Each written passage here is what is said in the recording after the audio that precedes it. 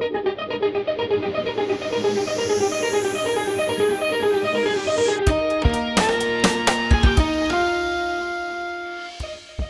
to the Real-Time Visual Effects Podcast, the place to hear from some of the video game industry's most seasoned artists and up your game. Listen in on how you can learn and grow as a VFX artist, discover your own wizard, and network with hundreds of other talented magicians in the real-time visual effects community. Here is your host, Travis McCallum. Hey guys, I have Sjors de Laat in the room today, and he is currently working at Tuatara Games as a senior VFX artist. How you feeling today, man? Yeah, really good. Pleasure to be here. And you are in the Netherlands right now, right? How's the weather over there? Surprisingly, really good. It's it was really lovely weather today. Reached about like 20 degrees Celsius almost. Not sure how much it is in Fahrenheit, but it was pretty comfortable today. So Yeah, good times to go outside and have a walk. If you got pets, do you got pets? I do not, Okay. but it was indeed very good to walk outside because that's exactly what I've done today. So it was really nice. Well, Sjors, I'm excited to talk about all these awesome VFX projects you've done with Fortnite, Godfall, Fire and Darkness, Legend of Runeterra. But before we jump into all of those, I want to get started with your origin story. How did you get started in visual effects? It was basically the case that I've always kind of was busy with something creative because I was initially sort of introduced to Photoshop by a friend of mine and started really getting into like the more advertisement type of side of things, because that's what I initially wanted to do. Eventually, when school or at least university started, I got enrolled into a game art course, and then there was like, oh, I really love matte painting now. So it was more, let's say, the more complex pieces that I did for when I was in the graphic design phase that really sort of evolved into matte paintings, and that's what I wanted to do at first for a long time. But eventually, I got more sort of steered towards doing game art. But then eventually in my final university, one of my teachers kind of said to really think about what you want to do. Yeah, that's what I really thought about what I sort of did in that final university. So we did like a lot of group projects and stuff. And yeah, there was always kind of busy with kind of everything. Just basically being a support role for like trying to optimize things, doing environment arts. But I also did like some effects back then in those group projects. And I was really thinking like, given how I really enjoyed doing those things and given what my interests are just as a whole, I think this is like the best way forward. Like one mate of mine during that course that was also doing the same thing. Together with him, I did a lot of like work on like effect stuff as well. Because like or like throughout the whole group, or at least throughout the whole like year, basically, I think only him and I were the ones who were really like hardcore focused on it. Eventually, I went to a exchange program in Belgium for like half a year, and after that was done, I was basically asked to apply for internship. Yeah, the same person was basically asking me like, hey, do you want to work at Access Studios? Because that was basically the first place that I worked at. I am totally not sure if I'm totally ready, but I already have some stuff to show. I'm still like a bit baffled how that got around, so to speak. Yeah, got accepted for it, and then eventually, I was working with him, and he was saying to me like, "Guess what we're gonna work on?" I'm like, "I have no idea," and he was like, "Okay, Gears of War 5," and then I was really starting to get nervous about that.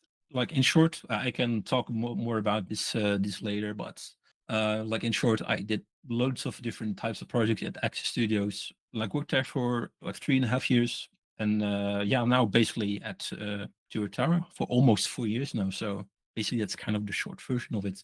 Rock on. When you went to Access Studios, did you start off as a VFX artist? Well, it's not really that I started off as it, but I was really only really involved in it or really busy with it for like maybe like 3/4 years or so, like during my school time. But I did start as a like a VFX artist there, but on Gears I was basically mostly involved in like working on real-time effects for the cinematics that they have. So that was basically for about a year or so where I was on that project, so to speak. I was thinking about how you fell into VFX. Your initial life of discovery in uni was thinking, oh, I want to do advertising, but you took this one class that really shaped your mind on, hey, now there's this other thing which seems more interesting and it's drawing me in, which is game development and map painting, I think is what you said. Yeah. And you kind of dabbled in all these different pieces of what makes game development a thing, and VFX is something you were really drawn to. Can you just tell me a little bit about what is it about VFX that has such a strong tug and pull to keep you coming back for more and more and more? Yeah, I think that mostly sort of boiled down to basically to the moment that my teachers saying to really start thinking about what you wanted to do, because I was trying to define it, but it was basically a really convoluted, very long question, or at least a very long definition of it. And basically, because of the reason that I dabbled into so many things, and also simply I think maybe my curiosity about how things work, is that I was trying to find this sort of niche, or let's say profession, where you could sort of do all of these things. And over the years, I think I discovered that this is still the thing that allows me to do all these things. And encompasses so many different things, and there's so many overlap with other like types of, yeah, I would say art, like expressions, or maybe even professions. And that still keeps me getting drawn back in, and that keeps it very interesting for me, because it's always something new to learn, and there's always something new to discover there. So that, yeah, I think that's the main reason. I love it, and I totally 100% agree. There's never a dull day in the world of visual effects. Always Yeah. something interesting. Speaking of, what is your personal definition of what real time visual effects is? If you had to define it, kind of give your philosophy about VFX and the values and beliefs that you have about its craft and its purpose. This was kind of a really hard one, but I think I would say that it is, you are almost like a designer of an experience, but you have to do this without using any words, because there are so many. Yeah, personally, I see there's so many things that you need to keep into account for. Let's say, if you have a certain question about, like, what kind of function does this serve? Is the um, like, is it going to help and also tying into the story of the character that this belongs to? Is this, for example, not going to be read as too cluttered? It's the way it sort of animates satisfying, and enhances the overall experience of the player itself, is an area of effect, like correlating with how big the effect is, and is not going to be too confusing to the player when when they are in the heat of the moment. So there's no confusion as to what is going on. Like, kind of for what I said before, there are like things, or like graphic design, that are you could take inspiration of and also go by its rules. There's things of like psychology, almost, of like the color theory of gameplay, animation, art direction, like storytelling, like all these different things that I feel that are really contributing to the overall experience of what you can kind of see on the screen itself. When I'm trying to speak with people on how to steer towards, I guess, that whole experience, I would usually try and explain to look beyond just what you see on the screen, and think really about what you're trying to convey. With that said, it's also, I guess, important to have all these like very different kind of experiences yourself, as in the movies that you watch, the games that you play, the places that you visit, and yeah, the people that you can maybe can kind of speak with as well. And to a degree, if you maybe sort of talk about like the originality of everything, I think with all those like personal experience that you have, that can shape you into a more well-rounded person. And I think that all these experiences can help you, yeah, visually express yourself in your best way, so to speak. And yeah, just be become the best you, so to speak. Speaking of the best you, I want to hear, Shores, what does a day in the life look like for you from sunrise to sunset? When you wake up in the morning till you go to bed, kind of walk me through, that daily journey. Yeah, I would almost kind of say that it is pretty kind of mundane, but I can also say it in context of like what my week kind of looks like usually. During the week itself, I usually go to the gym 3 or 4 times a week, but when on the days that I don't, I usually try to make sure that I take a walk. Yeah, just like when waking up, having a breakfast. When work starts, making sure that like everyone has feedback or is basically already sort of being caught up on feedback. Yeah, and then my work starts. Usually dinner around 6 p.m. or so, but it kind of depends on if there's any meetings in the meantime. We'll maybe continue on with wrapping some things up. In the evenings, it's either a mix of helping with mentoring some people, playing games, or watching some YouTube, and also dabble into my other passion of mine, which is music stuff. Do you have any mantras or affirmations or words that you repeat to yourself to help motivate you and keep you grounded and inspired? Yeah, I think the biggest motivator would just usually be if you know you did your best, that's all you can really do. You had mentioned that you try to go to the gym 3 to 4 days a week. What do you think is the importance of regular exercise? How does that help you in your life? It's just kind of fun to see like sort of the progression that you can make, see if you can maybe better your own records. But that said, it's just really good to clear your mind, and also you're in a different space to basically let out some maybe some frustration that you have. Just basically just clear your mind, just focus on throwing some weights around, or maybe in a way it can also be kind of relaxing to a certain extent. So Oh, so you're yeah. a weightlifter?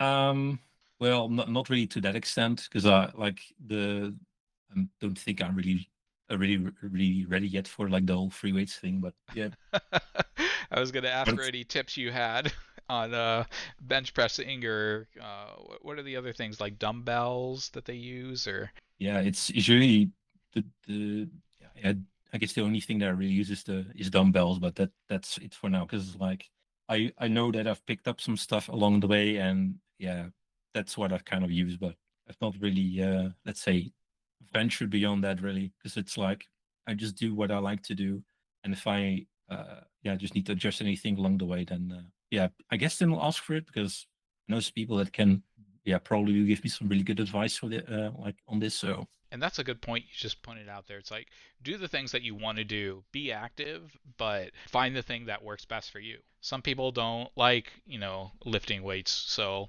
maybe they want to go play soccer. You're still exercising, but you're just finding a medium that fits best for you to get those endorphins. So super cool. I want to hear a little bit about actually job roles. I understand that you are senior VFX artists. For those that are kind of coming in and maybe they already are VFX artists and maybe they want to rise through the ranks, can you just talk a little bit about specifically what a senior VFX artist is and just kind of compare it to the different roles in the general track of what VFX jobs look like? I think I can probably best describe it as to what the responsibilities for me personally, kind of what that for me kind of looks like, because I'm really active in just making sure that, or at least I'm trying to do the best of my ability to make sure that like the quality of the highest possible standard that it can be, making sure that there's enough steering and like feedback given so people can work further, or it's maybe just simply just discuss if they feel the same way about how to sort of progress on certain tasks. Just trying to give suggestions to get it to the best possible level. Okay, making sure that everything is running smoothly behind the scenes. Yeah, seeing where you can help out with unblocking tasks, or basically that. It's just to make sure that people can do their jobs without any worries. I see also a good deal of protection from any, like let's say things that could be smoother, or maybe things that might not be in the best interest. I get, yeah, it's more so about also protecting to make sure that the balance, like the work-life balance, is maintained well enough. Can you expand a little on that idea of balance, maybe with an example? Given the structure that I guess that I'm not sure if that counts for everyone, of course. When you're just like working online, or when you're in the same room, let's say, it's a lot easier to like continue with work, or maybe so it's maybe a lot harder to sort of let it, like when it's done, to sort of put it to the side for the day. Like it is of course kind of a whole downside of it to not be in person, is to you can sometimes just miss some context of like maybe how the other person is feeling. Yeah, just have to make sure that they still feel all right, and because you don't really see that, of course, when you're behind the screen. And right now, you are working a remote job, or are you in person? Yeah, we are remote. Yeah, because like Tuatara has people all over the world. So there's a studio, but that's located in Canada, and that's where also some people are residing at the moment. Right now, there are people all over the world working at Tuatara Games now. So it's mostly remote, basically. If I recall correct, just let me know. Clemen, is he the CEO over at Tutara? Yeah. Got it. Yeah, I've seen some of his work on Twitter. I guess X now. Really incredible. So I love Tutara as a company. You are always putting out such amazing work. So speaking of which, I was wondering if you could tell me a little bit about some of the projects that you have worked on with Tutara, or really any companies. And I guess the first that came to mind initially was your collaboration with, I think, Epic Games doing Fortnite VFX. Could you just talk a little bit about some of the VFX that you've had a chance to create and kind of that experience? If I can sort of start at the beginning, the first thing that I was working on was for the expansion for Godfall, and it was also basically sort of more of a continuation, because that was also mostly focused on doing cinematic, or at least the effect for cinematics. Yeah, it was also really cool to, in a sense, go back to the roots again, and yeah, have some like get some art direction going for how we kind of see to maybe fill in certain spots. And then I've been on Fortnite for like the majority of my time. I think it's almost, yeah, at least over 2.5, 3 years almost. Yeah, it goes really fast. So like I'm losing track of time, if I'm honest. But like the things that were really really awesome to work on were things for Spider-Man, and there's also this set called the Cerberus set. Yeah, I'm still proud of that one, if I'm honest, because that was like a really big challenge, but it turned out really well. Well, talk to me about that. Just going a little bit of detail on what the Cerberus set is, some of the effects that we could see in game, and what you felt like were the biggest problems you ran into it while you were doing it, and how you overcame those and came up with solutions. So yeah, it was mostly about like this particular character has flames on its head and on its shoulders. And I think that the biggest one was to making sure that it feels first and foremost, it feels like fire. That whenever you do a gigantic range of motion, is that the flame sticking onto the shoulders and the back do not clip through the character in like very awkward places. You also have to take into account that you also wear backpacks in that have all different types of sizes. You have the capes that you have to take into account. There are also flames on the arms, which were kind of a like interesting problem to solve, given that the arm has, of course, the twist bones in them. And to basically line those flames on the arms up there are some vents on the arms, and basically to line them up, they had to be in some very specific spots in order to ensure that they would not shift too much, but always stay aligned with the vents on the arms. When you aim down sight, it has to basically make sure that it will not obfuscate the player's view too much. There was also the problem where that if you have a specific pickaxes. Those are, let's say, more gauntlet style. You have to then make sure that the flames on those on the arms do not slip through the gauntlets, so to speak. And yeah, I think the biggest one was making those flames on the back look good. This was a big problem of either of these like things that I kind of mentioned was not working well to, like, in my opinion, that really made it so that it took quite a while to get that one right. I think that's about it, really. So you're talking about fire here, and fire being one of the big elements that we as VFX artists get to manipulate and work with. Everybody's got like a different approach on how fire is created, and that's the cool part about VFX is being able to have different solutions to the same problem and be able to create that either stylized or realistic version of what you want fire to look like. Just very briefly talk about the VFX pipeline or process from inception to completion of, say, let's just say a fire flame. I guess kind of starting from the beginning, do you typically do your own concept art, or does somebody bring you concept art and you build from there? Yeah, to answer that last question, it is like we have quite the privilege to have lots of concept art to our disposal, but it's not always the case. Like I usually try and provide other people with suggestions or overpaints. Yeah, it's more so the case that it's a bit easier to convey what I want to say. Okay, this is what it looks like. A bit easier to convey than just typing it out, or very let's say find very specific type of resources. So I think it's easier for me to make the concept myself whenever it's possible, or I provide the overpaints people when that's possible. So I say for the fire itself, I think the biggest one for me personally is that when in doubt, the fire always has to be faster. It's more so that I see it in other people's work to a degree, but feels quite on the slow side. So like whenever you deal with like campfires, it's a lot faster than you think. So it's really important to convey that skill kind of well. Yeah, if you're talking about a stylized fire, I guess it's, I think to the easiest degree, you can really get white fire already with just a gradient that means subtracted from a Perlin noise, either like on 3 different types of sizes or let's say different speeds. To ensure that it will not always repeat, and also to make sure that it has, let's say, enough detail but not too much. It's not really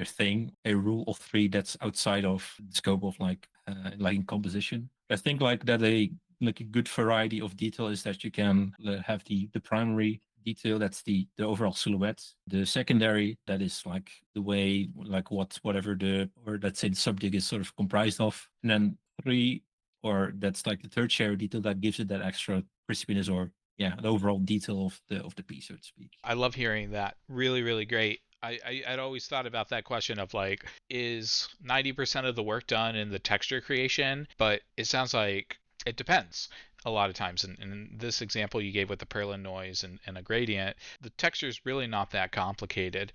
It's from there, it's just like, how do you want to manipulate the material that you work with, or the shader, and then the particle system itself, just layering on multiple versions of the same texture. That can also just simply be like, simply if you have like 3 variations of something that is good enough or convey complexity, and also that could also maybe ensure that you don't have to over engineer it to a degree. I guess this whole philosophy kind of came part of this really great talk from Julian Love on like the effects from Diablo 3. And I think that concept was also kind of conveyed there. It was basically just the case that for, I guess, it was, I think, also fire or maybe smoke. It was just simply having like a noise, have 2 variations of it, and that's already was kind of enough to convey some kind of complexity what's going on like within it, so to speak. So I want to just talk about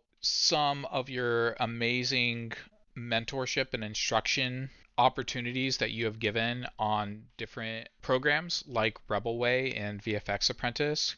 Can you just talk to me a little bit about being a instructor and how that has shaped you and shaped other students? Yeah, so this basically started when I was at Axis Studios, because I was working with Urban Bradesco at the time. Was also on the show, I believe. I was working with him on Gears, and was telling me about like do you want to maybe make a real-time effects course for Rebel Way? I was like, never done this before, and I do not have any reason to say no to this, because like, what do I have to lose? Because it seemed like a really good learning opportunity to do it all. And I'm like, let's do it. And then was like I've worked with him on it for quite some time. The whole process of like making the videos, the recording, that was like personally, because I don't really speak too much usually, because it was like, whoa, this is really exhausting on the voice, so to speak.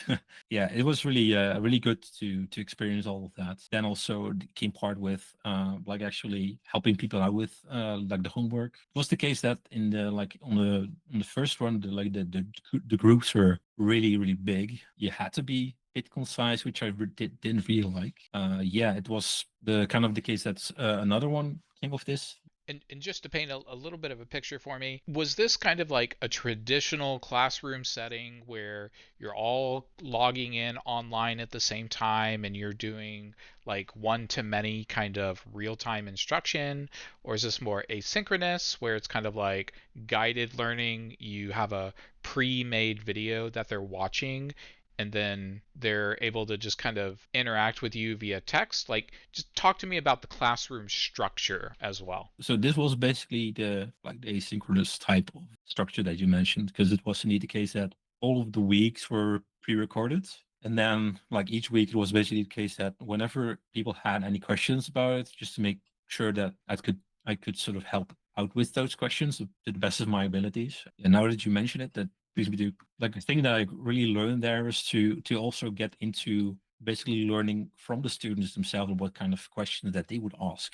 And it also kind of tests you again on what you know yourself to a certain extent. Yeah, that can also help to sort of maybe anticipate almost to like what kind of the needs of the students will be for maybe the next time, or maybe just in general, I guess. Did Urban just like give you free reign and say, hey, Sjors, create whatever course you want? Or did he have kind of like a specific makeup of like, hey, here's what we want this course to accomplish? And more specifically, I'm curious, how did you come up with the content itself that you taught to the students? Like, where did that idea come from? Like, this is important enough that I want the students to learn this. Or like the content itself, that is all props to Urban. So like all this idea for like what it actually should contain. But I was also like to have a good variety in terms of, let's say, different subject matters, and making sure that it can train very different things. At least my philosophy was in the way I would sort of convey my message is to teach concepts instead of like how to get from point A to B on this specific type of subject, because I feel that's more like valuable in the end. Maybe a bit easier to do to go from A to B, but then kind of gets the message across of like how you get from A to B. But then all the like why you sort of did all these steps to get from A to B is usually not really expanded upon as much. It's like certain techniques might, for example, like reoccur later in like you will make, because I usually kind of say like, okay, you have this thing that you really don't know how to do yet, and maybe you just focus on a very tiny specific thing on what you then would like to make. So maybe I want to know how to erode smoke in a satisfactory manner.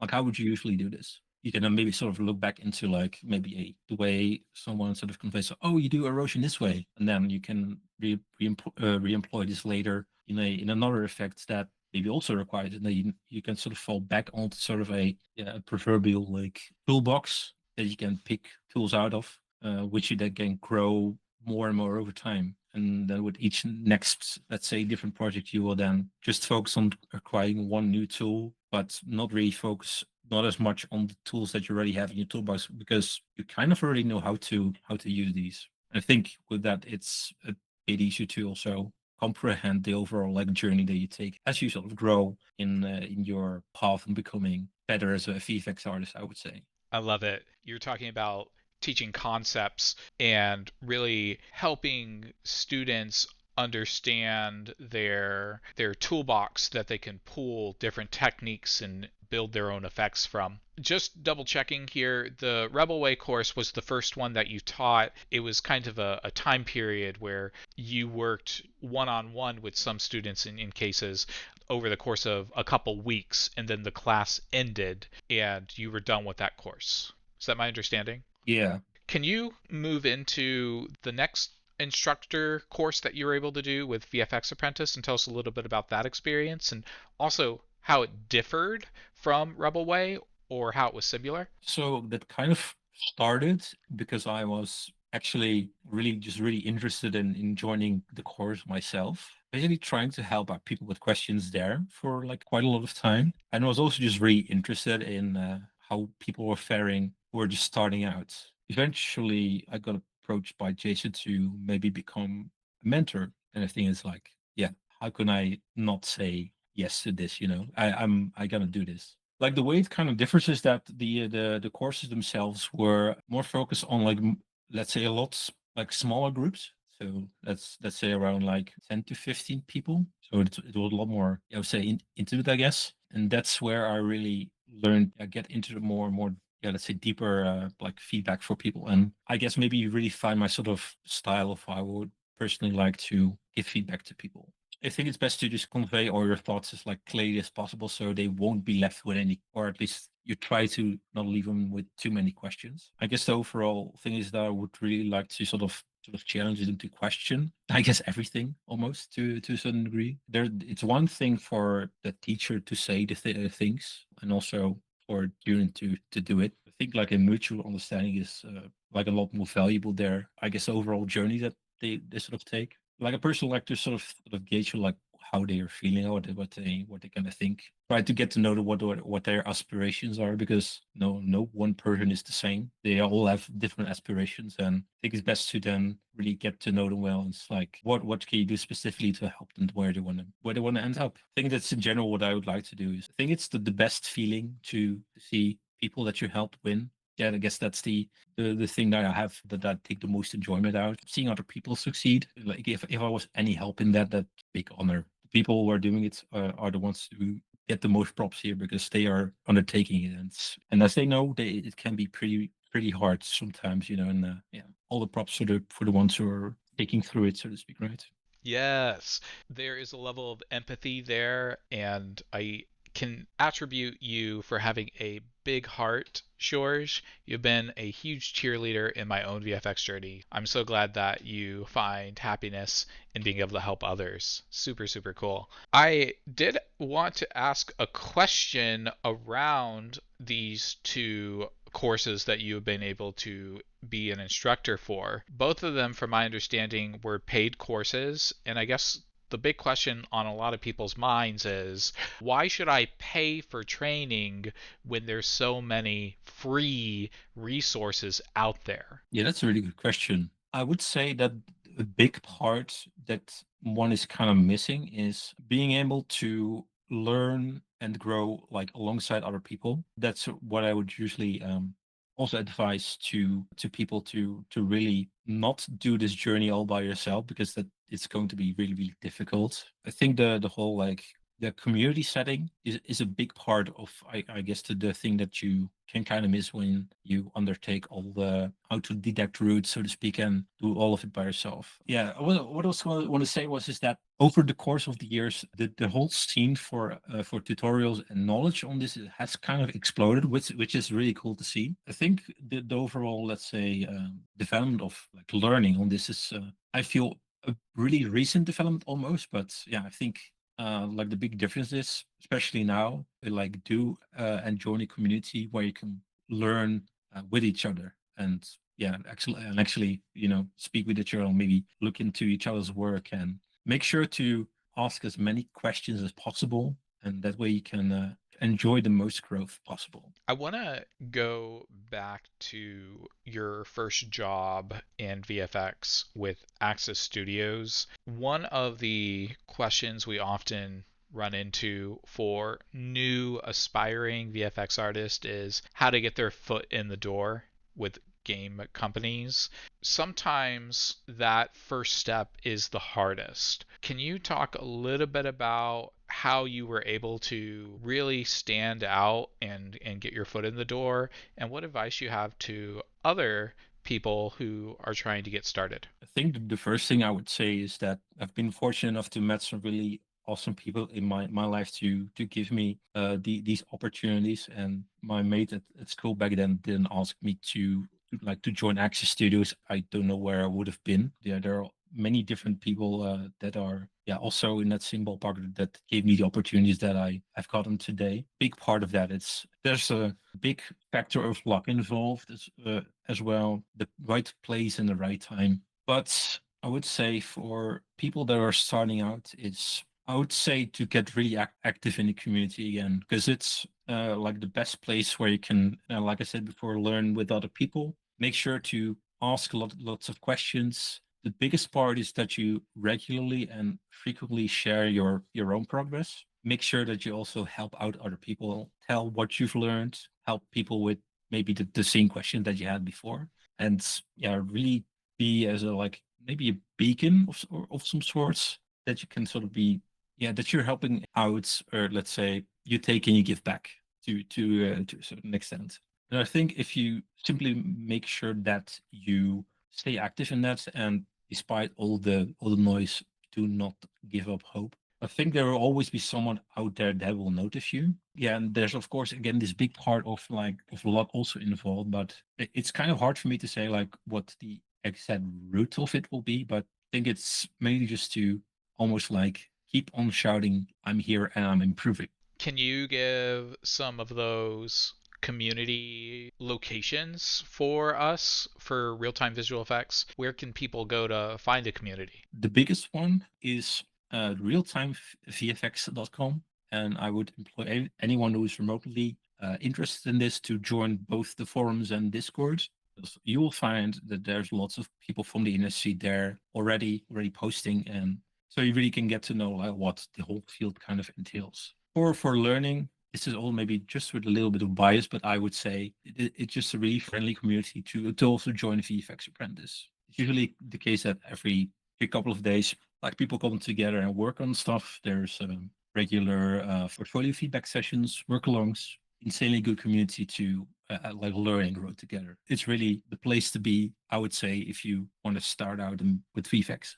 I know that you had mentioned earlier during your day-to-day activities, one thing you really enjoy is music as an activity outside of VFX. I wanted Yeah. to just hear a little bit about your music taste and things that you really enjoy about it. Do you like playing an instrument, or do you got some soundtracks that you really, jam out to? Just talk to me a little bit about your hobby with music and if there's any other ones out there. This has been kind of a recent thing, but I was really looking to try and do the interest of music, but not having to involve any screens within it. So I must say my studio has kind of exploded to a degree. Yeah, this was basically just to make sure that I have different type of things to play with to a degree. Yeah, it's just more so that I like playing around with it. It's not so much for like having some results in them. Like my eventual goal is to, or at least one of my goals is to get to a point where I can release of work for projects of people where we'll be involved in actually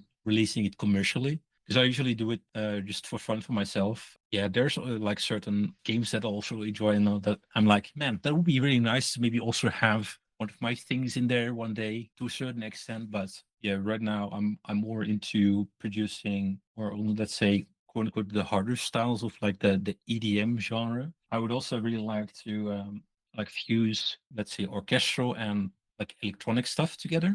Like one of my like all-time favorites, like composers, artist is Kevin Penkin. I don't really have the words to describe like how awesome his stuff is. If I could be someone musical person to be, then that would basically be him. I'm wondering if you had a stage name, DJ Shore, would that be your stage name, or do you got kind of a nickname that you use around the forums? What I usually use as the name, or at least the quote unquote stage name, but it's go by Madosho, Madosho. I'm gonna do the meme of like check my SoundCloud because it's there. Yeah, it's like I basically like all types of music. So there's this big let's say question of if you were to produce too many styles under the same name, is it going to confuse the audience? And that's maybe something that I still need to solve later. But for now, it's more so I'm just having fun with it, and that's all that matters. I understand that having a online presence has its pros and cons. In your opinion, does it even matter if you're on social media? You or anybody in VFX? It is, of course, kind of shifted to what those places are. I think it comes down again to being in communities more. I think the communities themselves will be more important. Everyone can attest to this, that it has just become a lot harder to just simply get noticed on the behest of what the algorithm is that day, I guess, whatever social media platform that is. It could just simply be that it could also be a good sort of sketchbook for all your things, because I would simply presume that it will be the case that you will simply get noticed on that. I think the community aspect of it will be, I think, personally more important. Before it was maybe a bit more important, I guess. Over the years it has exploded so much and it's so much harder now. I would almost say that it's more of a more good for a backlog or for your own progress. I would not put all of my eggs in that basket. Like it really is like that it sort of enforces you to be almost like under the wing of what the algorithm is, and that it like expects you to produce content daily. Otherwise, you won't get noticed anymore. And that's like I would not personally subject myself to that too much, or at least put my eggs in that basket too much. What about in-person events? We look at it from two perspectives. You're either already in the industry working, you're a working artist, or maybe you're trying to get into the industry and you're just looking to meet other artists that are there. How do you feel about going to GDC? I know that they have their VFX roundtable, or just locally with what is it, the International Game Developer Association? They have their monthly meetings in select cities. What do you think on the in-person pieces as well? Yeah, so I think that's really is really good to have, like, say, talks with them about, like, what they currently think about this, like the current state of things. I think it's more a place to really get to know people instead of like looking for like the job opportunities, let's say. But I think it's just good to get over like the whole fear of getting to like speak with people like that who are working in the industry there. I went to this event one time that I think 2016. It's called Trojan the Horse is a Unicorn. It was kind of a really big learning experience that there were all these like very, let's say, for us, it felt like rock stars there, basically. I was there with a friend of mine and we're like, yeah, we have to speak with people now, but it's so difficult to start this conversation. Eventually it was like the ice sort of broken to a certain extent. And they were like, oh, it was that easy, huh? And then it was maybe sort of a really weird lesson, but it's like, they're just people just like us. Oh, I see. Yeah, it makes it maybe the whole image of it was like, oh, they are these unapproachable rock stars, but it's they want to just talk to people just like we wanted to. I agree. Having that human connection and realizing that, hey, they're just like me is a big piece to not idolizing or worshiping others. Because sometimes I'll look at these movie stars and I'm like, oh, Jim Carrey, Robin Williams, I would never be, their equal. But I mean, we all are born from the earth and we all return to the earth. That's one thing that is part of the human experience. We all live and we all die. And it kind of reminds me of this. I guess there was this teacher that gave out this assignment, or this was something that was sort of talking about this teacher that gave this assignment to a class of basically simply emailing some famous people. I think only a handful did, because the rest was already thinking like they didn't even start doing it because they would simply not get over the hurdle of that they were famous and that it was impossible to even get to them, I guess. Yeah, and sometimes like the worst that can happen is just a no, right? It's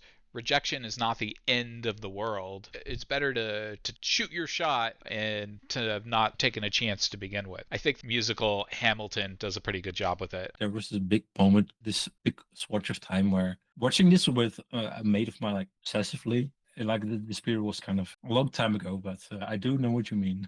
Personal goal or project that you are working on that's related to visual effects in some way. What are you doing? You cooking up a new course or something? Not at the moment. Yeah, my personal goal is to also be speaking at GDC, but that would be next year. Kind of like what I said, I really want to also focus on like that musical goal I had, basically building up more tracks and more experience in getting to where I want to go with like the whole musical goal I had of mine. So yeah, that's basically it right now. Personal things. My hope is to get a house at some point, but it's difficult, to say the least. Is it because housing market is very expensive, or there's just not a lot of houses out on sale? Both. Oh, expensive and availability. I've never been to the Netherlands. I imagine it is a lot of people in one area. So, Yeah. do y'all have pretty good resources in terms of like good balance of like country and waters? Y'all aren't living in a desert, is basically what I was trying to get at. You have some of those places too where you have like sand flats, like in a couple of places. Yeah, there's still like good variety there. Really easy to get to the place as well because it's not that big. I would guess relatively to the US. All right, Shores. It is time for the lightning round questions. Quick All and right, let's do easy. this. Are you ready? Yes, let's do this. What is a perfect one-day getaway in the Netherlands and the surrounding area? If you have time, yeah, go to the Efteling. It's a really amazing amusement park, and definitely visit when you have the possibility to do so. Is there an attraction there that you really enjoy? The Baron 1898 roller coaster. That's really cool. Is it a wooden roller coaster or is it a metal one? This is a metal one. Like specifically, if you are familiar with any brands of roller coasters that they have, B&M Dive Coaster. Yeah, but it's more story driven because you have like the first half is like a theatric section. The second half is the ride itself, but that's fairly short. But it's so well themed. It's really nice. What video game or app are you using on your phone that is the most fun? Only app that I really use is YouTube, and that's all I basically use. I'm paying for YouTube Premium. Life is so much better without advertisements. I should. Yeah, I'm like, why do I keep chewing through all the ads? But I'm still not broken enough, I guess. But eventually give in and also get premium, maybe at some point. What is your favorite thing to cook or eat? What I really like to cook is chicken tikka masala. It's really easy to do. It's also really tasty. And in terms of what I like to eat is sushi all day, every day. Do they have specific type of sushi or you just like it all? I'm thinking, oh, California sushi? Now, give me all of it. It doesn't really matter. Give me all. Give me it all. What is your favorite book or podcast you've listened to recently? So recently there is this podcast from a YouTuber called Myler Melodies called Why We Bleep. And this is tied into my hobby, and that is all talking about modular synthesizers. Favorite video game visual effect you're jealous of that is not your own? Anything from Lost Ark.